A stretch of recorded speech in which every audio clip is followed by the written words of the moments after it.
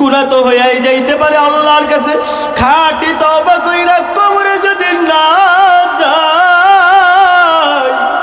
আমার নবী বলে ইয়া ফাতিমাতু ইনকিজি নাফসাকি মিনান নার, ও আমার কলিজার টুকরা ফাতিমা, ওই কবর তুমি আমি নবীর মেয়ে তোমার কোনো পরিচয় নিবে না। ওই কবর তুমি হাসান হোসেনের মা তোমার কোনো পরিচয় নিবে না। ওই কবর তো কারো কোনো পরিচয় নেয় না। ওই কবর কারো কোনো পরিচয় নিবে না। ওই কবর ডেকে ডেকে ডেকে ডেকে বলে এ আল্লাহর গোলাম, আমি কবরের কাছে গুনাহ নিয়ে আইসো না, কারণ আমি কবরের দুই পাশের মাটির চাপ সহ্য করতে পারবা না। কথা বলেন ঠিক কি না? এ আল্লাহর রাসূলের একজন সাহাবী আমিরুল মুমিনিন ওমর রাদিয়াল্লাহু তাআলা আনহু, আল্লাহর রাসূল তখনও পর্যন্ত দুনিয়ায় জীবিত। ওমর রাদিয়াল্লাহু তাআলা আনহু আমার নবীজির পিছনে নামাজ আদায় করছে, ফজরের নামাজ। মুরব্বি কথা বলেন না। আর ওমর রাদিয়াল্লাহু তাআলা আনহু আল্লাহর নবীর পিছনে ফজরের নামাজ আদায় করছে। ফজরের নামাজ পড়া বাড়িতে গিয়া হালকা পাতলা নাস্তা কইরা আবার আল্লাহর রাসূল সাল্লাল্লাহু আলাইহি ওয়াসাল্লামের সঙ্গে দেখা করার জন্য আসতেছে। প্রতিমধ্যে দেখতে পাইতেছে একজন যুবক রাস্তার পাশে বৈশা বৈশা চোখের পানি ঝরায়। রাস্তার পাশে বৈশা বৈশা চোখের পানি এগুলো ঝরায়। ওমর রাদিয়াল্লাহু তাআলা আনহু রাস্তা থেকে আল্লাহর রাসূলের কাছে যাইতেছে। ওই যুবকের কান্না দেখা ওমর রাদিয়াল্লাহু তাআলা আনহু দাঁড়ায় গেছে। ডাক দিয়া বলে যুবক, তুমি কেন দাঁড়াইয়া দাঁড়াইয়া এত কান্নাকাটি করতেছো? যুবক ডাক দিয়া বলে ভাই ওমর,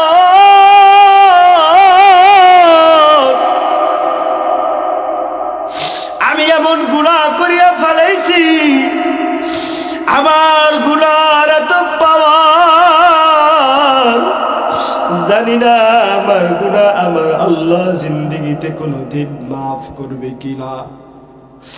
ওমর রাদিয়াল্লাহু তাআলা আনহু বলেন, আমি ওই যুবকের কান্না দেখা আমি নিজেও সহ্য কইরা থাকতে পারি নাই। ওই যুবকের কান্না দেখা আমি ওমরও নিজে দাঁড়ায়া দাঁড়ায়া কতক্ষণ কান্না করছি।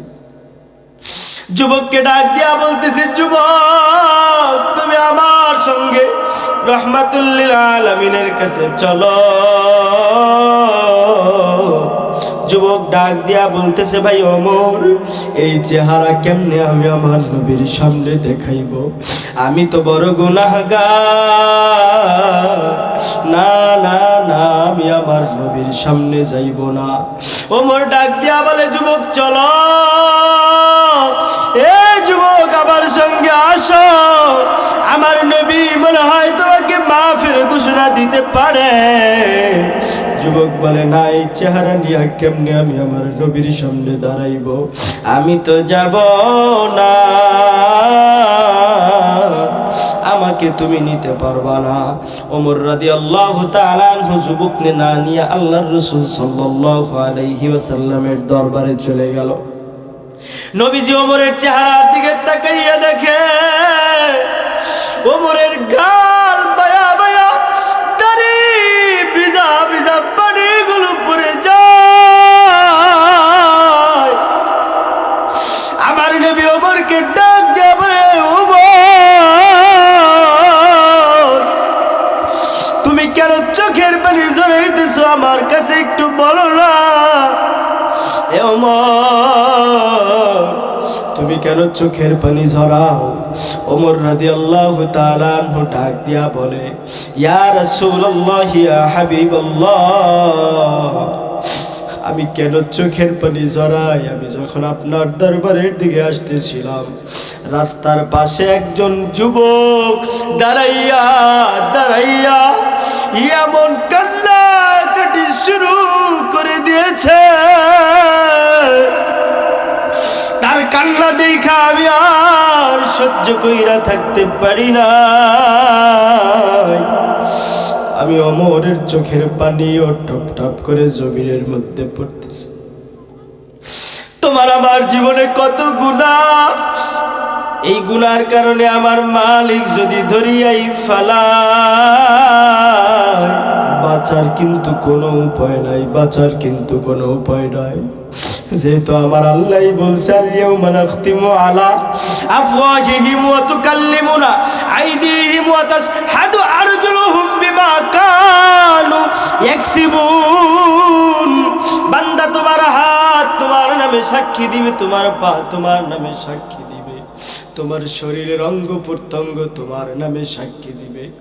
আল্লাহ রাসূল সাল্লাল্লাহু আলাইহি ওয়াসাল্লাম ওমর রাদিয়াল্লাহু তাআলা আনহুকে ডাক দিয়ে বলে, ওমর যাও আমার সাহাবীকে আমার কাছে নিয়ে আসো। আমি নবীর সামনে দিয়ে আমার গুনাহগার সাহাবী যদি জাহান্নামে চইলা যায়, আমি নবী কেমনে সহ্য করব? ওমর রাদিয়াল্লাহু তাআলা আনহু যুবকের কাছে চইলা আইসা ডাক দিয়া বলে, যুবক রে, আমার নবী তোমাকে যাইতে বলছে আমার নবীর দরবারে। আমার নবী মনে হয় তোমাকে মাফের ঘোষণা দিতে পারবে। ওই যুবককে নিয়ে যখন আল্লাহর নবী জনাবে মুহাম্মদুর রাসূলুল্লাহ সাল্লাল্লাহু আলাইহি ওয়াসাল্লামের দরবারে চলে যায়, নবী আমার যুবককে ডাক দিয়া বলে, যুবক রে, তুমি কি এমন গুনাহ করিয়া ফালাইছো যে গুনার কারণে তুমি এত পরিমাণ কান্নাকাটি করতেছো? ওই যুবক ডাক দিয়া বলে, ইয়া রাসূলুল্লাহ, ইয়া হাবিবাল্লাহ, ও আল্লাহর নবী, আমি তো এমন গুনাহগার, আমার গুনাহ আমার আল্লাহ কোনোদিন মাফ মনে হয় করবে না। আমার নবী ডাক দিয়া বলে, যুবক, আমার আল্লাহর আসমানের চাইতেও কি তোমার গুনাহ বড়? যুবক ডাক দিয়া বলে, ইয়া রাসূলুল্লাহ, ইয়া হাবিবাল্লাহ, আমার আল্লাহর আসমানের চাইতেও আমার গুনাহ বড়। নবী আমার ডাক দিয়া বলতেছে, আমার আল্লাহর এত বড় জমিন, এত বড় চন্দ্র, এত বড় সূর্য, এর চাইতেও কি তোমার গুনাহ বড়? যুবক ডাক দিয়া বলে, ইয়া রাসূলুল্লাহ, ইয়া হাবিবাল্লাহ, আল্লাহ তাআলার যা কিছু সৃষ্টি আছে সব চাইতে আমার গুনাহ বড়। নবী আমার ডাক দিয়া বলে, যুবক, আমার আল্লাহর দয়ার চাইতেও কি তোমার গুনাহ বড়? যুবক ডাক দিয়া বলে, নবীজি, আমার আল্লাহর রহমতের চাইতেও আমার গুনাহ বড়। নবী আমার ডাক দিয়া বলে, যুবক, তোমার কি এমন গুনাহ করেছো আমি নবীর কাছে একটু বলো। যুবক চোখের পানি জড়াইয়া জড়াইয়া সাহস নিয়ে নবীর কাছে বলে, ইয়া রাসূলুল্লাহ, ইয়া হাবিবাল্লাহ, এই মদিনার জমিনের মধ্যে আমি একজন কাফন চোরা, যেই মানুষগুলো দুনিয়া থেকে বিদায় হয়ে যায়, মানুষগুলোকে যখন দাফন কইরা আসে, আমি সারাদিন অপেক্ষা করি কোন সময় রাত হবে, আর আমি ওই কাফনগুলা নিয়ে বাজারের মধ্যে বিক্রি কইরা আমি আমার সংসারটা চালাই। নবী আমার বলতেছে, যুবক রে, কাফনগুলো কেন তুমি চুরি করো? যুবক বলতেছে, ইয়া রাসূলুল্লাহ, ইয়া হাবিবাল্লাহ, শুধু তাই নয়, আমি তো শুধু কাফন চুরি কইরাই শান্ত হইরাই। একদিনের ঘটনা, একজন মহিলা মদিনার জমিনের থেকে ইন্তেকাল হয়েছে। তার যুবতী একজন মহিলা দুনিয়া থেকে ইন্তেকাল হয়ে গেছে। তাকে যখন দাফন কাফন শেষ কইরা সবাই বাড়ির মধ্যে চলে আসছে, আমি সারা দিন অপেক্ষা করি কোন সময় রাত হয়ে যাবে, আর আমি রাত্রে গিয়ে ওই কাফন চুরি কইরা নিয়ে আসবো। বলতেছি ইয়া রাসূলুল্লাহ ইয়া হাবিবাল্লাহ, আমি যখন ওই কবরের মাটিগুলা খুলছি, যখন আমি ওই কাফন টান দিয়া নিয়ে আসবো, ওই মেয়ের চেহারার দিকে আমার চক্ষু পড়ে গেছে। ওই মেয়ের চেহারাটা এত সুন্দর,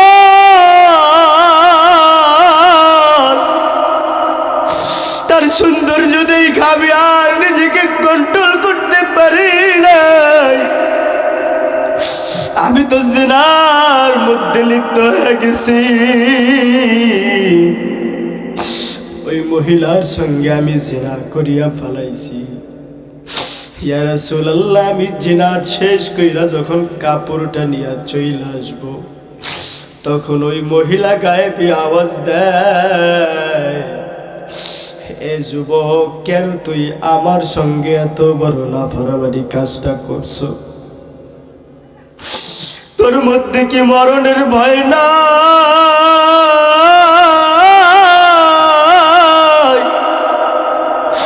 তোর মধ্যে কি আমার আল্লাহর ভয় না?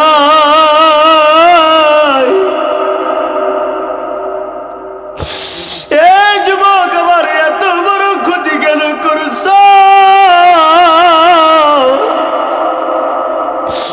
আমার বাবা মা, আমার আত্মীয় স্বজন আমাকে কত সুন্দরভাবে গোসল দিয়া পাক পবিত্র বানাইয়া কবরের মধ্যে রাইখা গেছে।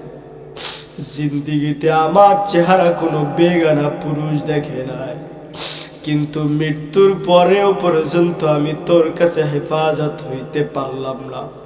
আমি আমার আল্লাহর আদালতে তোর নামে বিচার দিয়া দিব। যুবক বলতেছে ইয়া রাসূলুল্লাহ ইয়া হাবিবাল্লাহ, এই মহিলা যখন আমাকে ধমক দিয়েছে, ওই দিন থেকে আমার বুকের মধ্যে এমন ভয় ঢুকে গেল, আমি আর সহ্য করতে পারি না।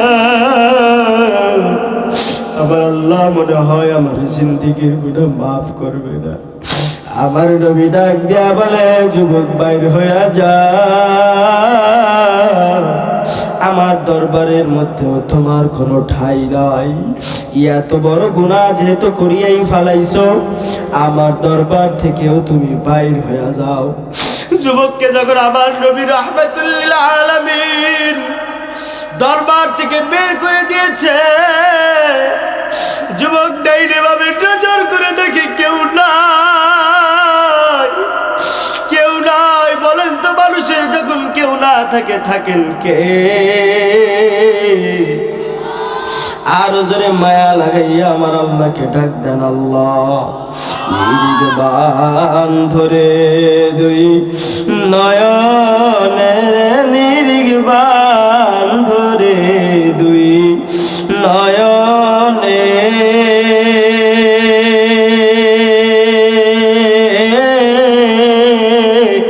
ভুইল না মোর আল্লাহ রে, আল্লাহ রে ভোলা যাবে?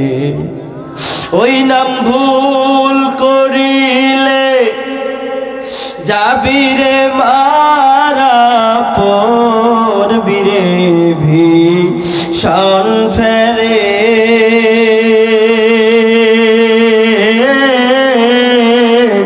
ভুইল না মোর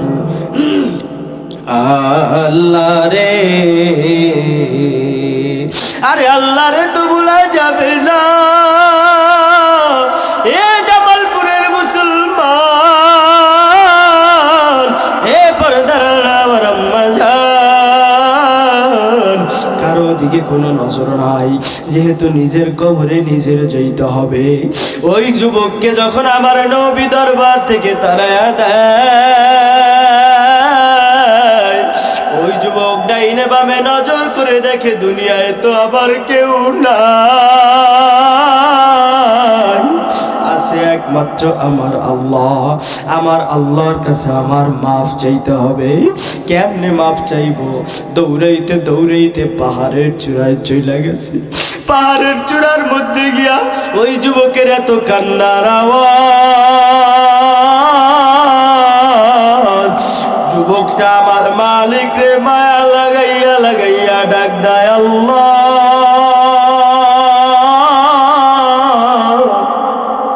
চিৎকার মেরে বলেন আল্লাহ।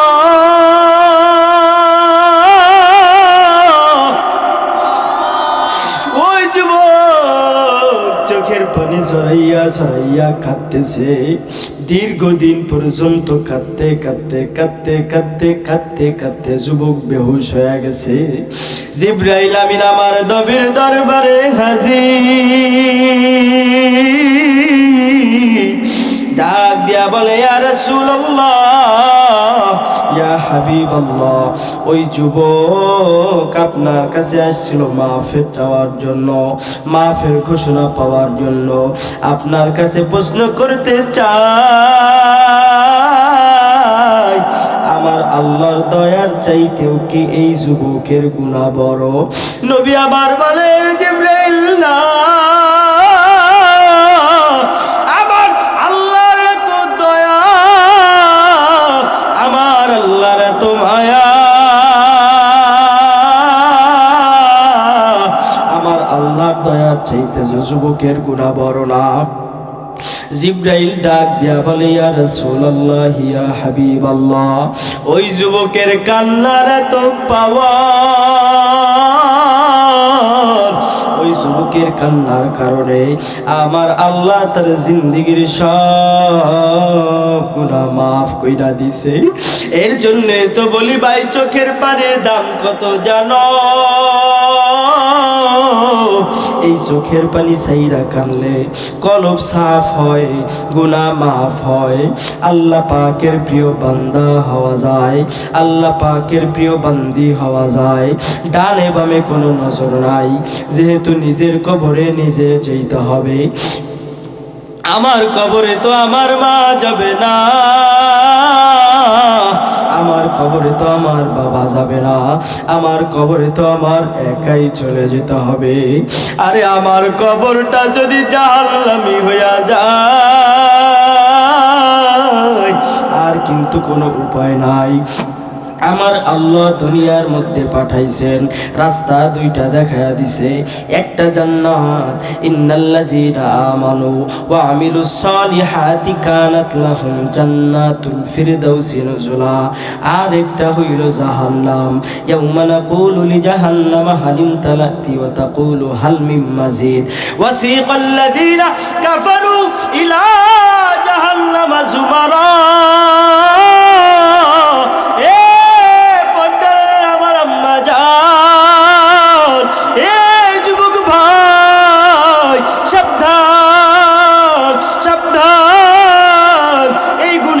কবরে যাওয়া যাইব না, এই গুনাহ নিয়ে কবরে যাওয়া যাইব না। আমিরুল মুমিনিন ওমর রাদিয়াল্লাহু তাআলা আনহু কানতে কানতে কানতে কানতে দুনিয়ায় বৈশা চোখের নিচে দুইটা কালো দাগ বানায়া ফেলছে। লোকজন ডাক দিয়া বলে আমির, আপনিই তো একটু চোখের মধ্যে মলম লাগাইলেই পারেন, আমার আপনি তো চোখের নিচে মলম লাগাইলে দাগ সইরা যায়।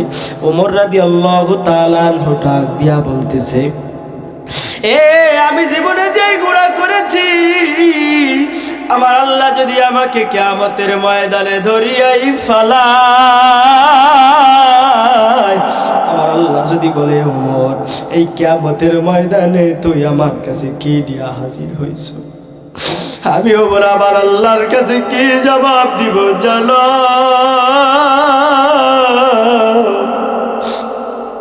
আল্লাহ জাহান্নামের ভয়, কবরের আযাবের ভয়, কানতে কানতে দেখো আমার চোখের নিচে দুইটা কালো দাগ বানায় ফেলছি। ভাই যদি কান্না না আসে, কান্নার ভান ধরে ধরে আমার মালিক রে ডাকো। যদি বুঝো আমার জীবনে কোনো গুনাহ নাই, আমার আল্লাহরে ডাকার কোনো প্রয়োজন নাই। আল্লাহরে ডাকার মধ্যে মজা পেয়েছে হযরতে বিলাল।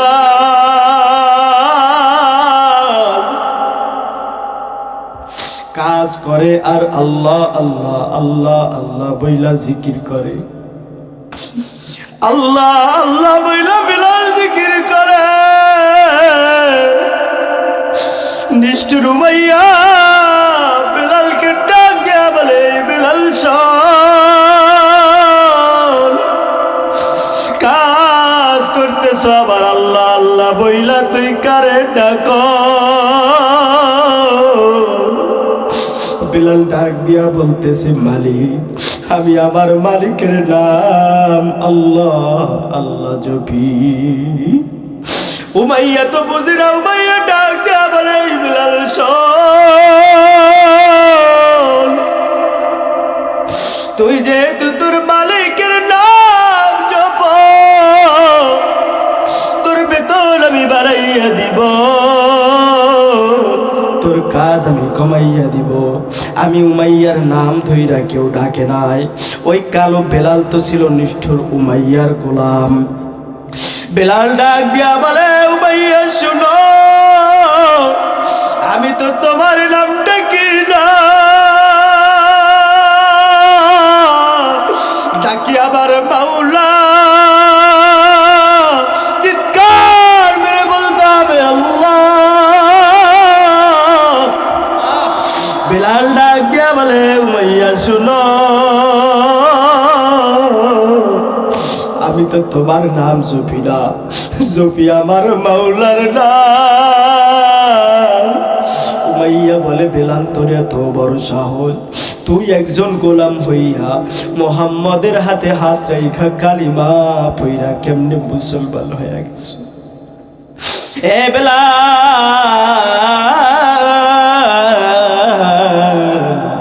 কালিমা ছেড়ে দে, কালিমা ছেড়ে দে।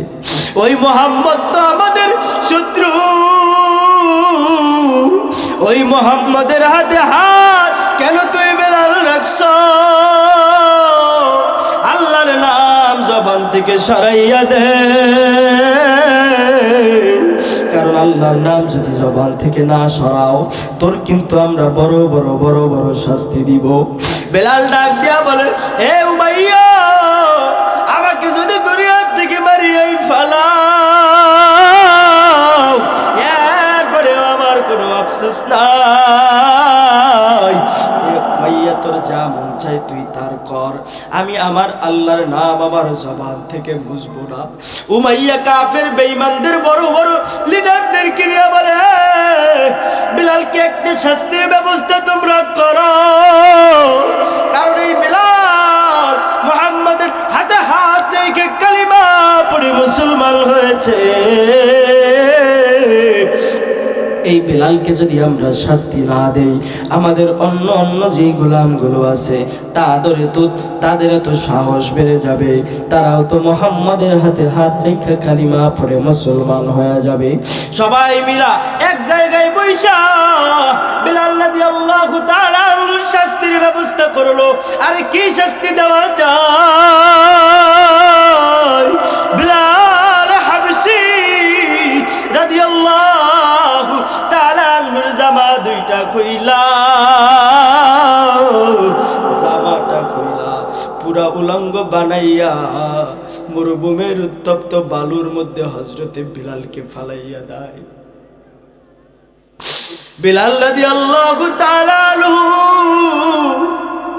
মরুভূমির বালির মধ্যে শুইয়া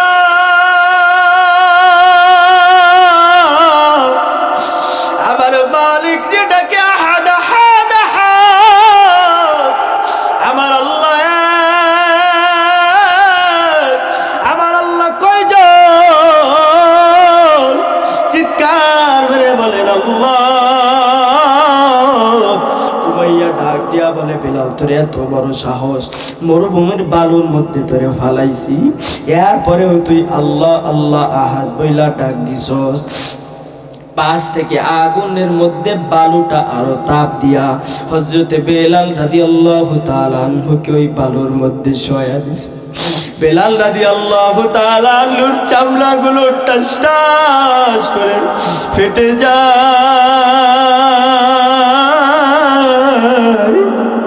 শরীর থেকে সিরসির করে রক্তগুলো বের হয়। উমাইয়া এতেও শান্ত হয় না, দৌড়াইয়া গিয়া যেই চাবুক দিয়া উঠকে পিটানো হয়, যেই চাবুক দিয়া ঘোড়াকে পিটানো হয়, দৌড়াইয়া গিয়া ওই চাবুক কাইরা বেলাল রাদিয়াল্লাহু তাআলা আনহুর পিঠের মধ্যে মিয়ামর বাড়ি মারা, শরীর থেকে চামড়া আলাদা হয়ে যায়। তারপরেও বিলাল বলে আহাদ আমার আল্লাহ, কুল হুয়াল্লাহু আহাদ, কুল হুয়াল্লাহু আহাদ, আল্লাহুস সামাদ, লাম ইয়ালিদ ওয়া লাম ইউলাদ ওয়া লাম ইয়াকুল লাহু কুফুয়ান আহাদ। বেলাল রাদিয়াল্লাহু তাআলা আনহুর চামড়াগুলো ফেটে ফেটে রক্তগুলো বালির মধ্যে পইরা পইরা বালিগুলো শক্ত হয়ে যায়।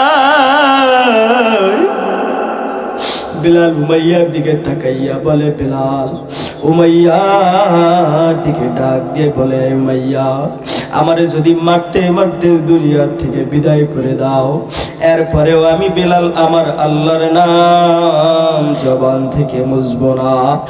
কে কে রাজি আছে জীবন যাবে যা, হাত দুইটা জাগাইয়া মাহফিলের ময়দানে সাক্ষী হয়ে যা, হাত দুইটা দেখতে চাই কারা কারা রাজি আছেন জীবন যাবে যাবে এরপরেও আমার আল্লাহর নাম জবান থেকে মুছব না। কারা কারা রাজি আছেন হাত দুইটা জাগা, আর আমার মালিক একটু মায়া লাগায়া ডাক দেন, আল্লাহ আমাদের জিন্দেগির গুনাহগুলো মাফ কইরা দাও। জোরে বলেন আমিন। আরো জোরে চিৎকার মেরে বলতে হবে আমিন। আরো জোরে বলেন না আমিন। এ মুসলমান, এ যুবক বাবাজি, যতটুকু আমরা শুনলাম আল্লাহ তাআলা আমাদেরকে আমল করার তৌফিক দান করুক। জোরে বলেন আমিন। আল্লাহ রাসূল সাল্লাল্লাহু আলাইহি ওয়াসাল্লাম মসজিদে নববীর মধ্যে বসা, এক পাশে আবু বকর বসা, এক পাশে ওমর বসা, এক পাশে আলী বসা, আর এক পাশে ওসমান বসা। আবু বকর সিদ্দিক রাদিয়াল্লাহু তাআলা আনহু আর ওমর রাদিয়াল্লাহু তাআলা আনহু দুইজন হলো বেয়াই, আর দুইজন আল্লাহর রাসূলের শ্বশুর। যেরকম আল্লাহ সুবহানাল্লাহ। আবার এই পাশে ওসমান রাদিয়াল্লাহু তাআলা আনহু, আলী রাদিয়াল্লাহু তাআলা আনহু বসা। দুইজন হইল আল্লাহর রাসূল সাল্লাল্লাহু আলাইহি ওয়াসাল্লামের জামাই, জামাই শ্বশুর ইসলাম। যেরকম আল্লাহ সুবহানাল্লাহ। নবীজি বয়ান করতেছে, এই তোমরা কি জানো কিয়ামতের ময়দানে আল্লাহ তাআলা আমার উম্মতদের মধ্যে বিনা হিসাবে ৭০,০০০ উম্মতদেরকে জান্নাতে দিয়ে দেবে। জোরে কোন সুবহানাল্লাহ। এই জান্নাতের অংশীদার হতে চান কে কে? হাত দুইটা একটু জায়গায় তাকবীর দেন, নারায়ে তাকবীর। জোর কদমে সামনে চলো, বজ্র কণ্ঠে আওয়াজ তুলো, সবাই মিলে একই তালে দাও না স্লোগান, নারায়ে তাকবীর। হয় না হয় না? নারায়ে তাকবীর, নারায়ে তাকবীর। আল্লাহ রাসূল সাল্লাল্লাহু আলাইহি ওয়াসাল্লাম আবার বলতেছে, আল্লাহ তাআলা কিয়ামতের ময়দানে যে ৭০,০০০ উম্মতদেরকে বিনা হিসাবে জান্নাতি বানাবে, এই ৭০,০০০ মধ্যে থেকে এক একজন আরো ৭০,০০০ কইরা জান্নাতে নিয়ে যাবে। জোরে কোন সুবহানাল্লাহ। আবার আল্লাহ রাসূল সাল্লাল্লাহু আলাইহি ওয়াসাল্লাম বলতেছে, জানো আল্লাহ তাআলা শেষ মুহূর্তে একটা কুদরতি মুষ্টি দিবে। মুষ্টি আপনাদের এই অঞ্চলে কি বলে? মুষ্টি দিবে। ওই মুষ্টির মধ্যে আল্লাহ তাআলা যতজন চলে আসবে তাদের সকলকে জান্নাতে দিয়ে দিবে। সুবহানাল্লাহ। এখন ওমর রাদিয়াল্লাহু তাআলা আনহু এমনিই তো একটু ঘাটতারা, কথা বলেন ঠিক কিনা? পাশে আবু বকর সিদ্দিক রাদিয়াল্লাহু তাআলা আনহু বসা, ওমর রাদিয়াল্লাহু তাআলা আনহু বলতেছে, ভাই মুষ্টি কি আর দুই একটা বাড়ানো যায় না? এক মুষ্টি আল্লাহ দিবে, আর দুই একটা মুষ্টি কি বাড়ানো যায় না? জোরে কোন সুবহানাল্লাহ। তখন আবু বকর সিদ্দিক রাদিয়াল্লাহু তাআলা আনহু বলতেছে, আরে ভাই আল্লাহ তাআলার মুষ্টি কি এত ছোট যে একটা মুষ্টিতে আল্লাহ তাআলা তো প্রত্যেকটা মানুষকেই জান্নাতের মেহমান বানায় দিতে পারে? জোরে কোন সুবহানাল্লাহ। তো জান্নাতে যাইতে রাজি আছেন কে কে? আবার একটু হাত দুইটা দেখি। আল্লাহ তাআলা প্রত্যেককে জান্নাতি বানায় কবরের মধ্যে ডাক দিক, জোরে বলেন আমিন। আরো জোরে চিৎকার মেরে বলেন আমিন। এ মুসলমান ইমানদার, তখন আল্লাহ রাসূল সাল্লাল্লাহু আলাইহি ওয়াসাল্লাম বলতেছে, যখন মানুষগুলো জান্নাতে যাবে, এই যে মাদ্রাসার ছোট্ট ছোট্ট বাচ্চারা কোরআন পড়তেছে, কথা বলেন ঠিক কিনা, হাদিস পড়তেছে, আল্লাহর কোরআন শিখতেছে, এরাও তো জান্নাতি, কথা বলেন ঠিক কিনা। আল্লাহ রাসূল বলতেছে, যখন এক একজন জান্নাতে যাবে, পিছন থেকে চাচা টাইনা ধরবে, দাঁড়া। বলবে কি হয়েছে? বলবে তুই যখন মাদ্রাসায় পড়তি, আমি তোরে 10 টাকা 5 টাকা দিয়া তোরে আমি সহযোগিতা করছিলাম, আমারে ছাড়া কেমনে জান্নাতে যাবি? জোরে কোন সুবহানাল্লাহ। তখন আল্লাহ তাআলার কাছে যাবে, আল্লাহকে গিয়া বলবে, আল্লাহকে গিয়া বলবে যে আল্লাহ, আমার এক কাকা তো আমারে 10-5 টাকা দিছিল, আমি ওইটা খাইয়া মাদ্রাসায় পড়ছিলাম, তারে না নিয়ে তো জান্নাতে যাইতে পারতেছি না। আল্লাহ তাআলা বলবে যা, তোর চাচারি নিয়ে জান্নাতে যা। সুবহানাল্লাহ, সুবহানাল্লাহ। এখন সুবহানাল্লাহর আওয়াজ একটু কমে গেছে, একটু জোরে কর না সুবহানাল্লাহ। এরপরে আবার সামনের দিকে হাঁটবে, এক আন্টি এসে পিছন দিয়া টান দিয়া ধরবে, যে তুই মাদ্রাসায় পড়ছিলি, তোর একটা ডিম খাওয়াইছিলাম আমি, আমার সারা জান্নাতে যাবি কেমনে? তুই না আমাদের এই মাদ্রাসায় পড়তি। তখন আবার আল্লাহর কাছে যাবে, আল্লাহ তাআলাকে বলবে, আল্লাহ, আমার এক আন্টি তো আবার পিছন থেকে টাইনা ধরছে, একটু অনুমতি দাও না, আমি আমার আন্টিকে জান্নাতে নিয়ে যাই। সুবহানাল্লাহ। আল্লাহ তাআলা বলবে আচ্ছা নিয়ে যা। আর একজন ধরবে, এরকম ধরতে ধরতে কয়েকজন যখন হয়ে যাবে, আল্লাহ তাআলার কাছে গিয়ে বলবে, আল্লাহ তাআলা বলবে যে যা, আমি তোরে এমন হুকুম দিয়া দিলাম, তোর মাদ্রাসার ওস্তাদ, ছাত্র, তোর মাদ্রাসার আশেপাশে যারা ছিল, পাড়া প্রতিবেশী যত মানুষ আছে, সবাইকে নিয়ে জান্নাতের মধ্যে চলে যা। জোরে কান সুবহানাল্লাহ। জান্নাতে যাইতে রাজি আছেন তো ইনশাআল্লাহ?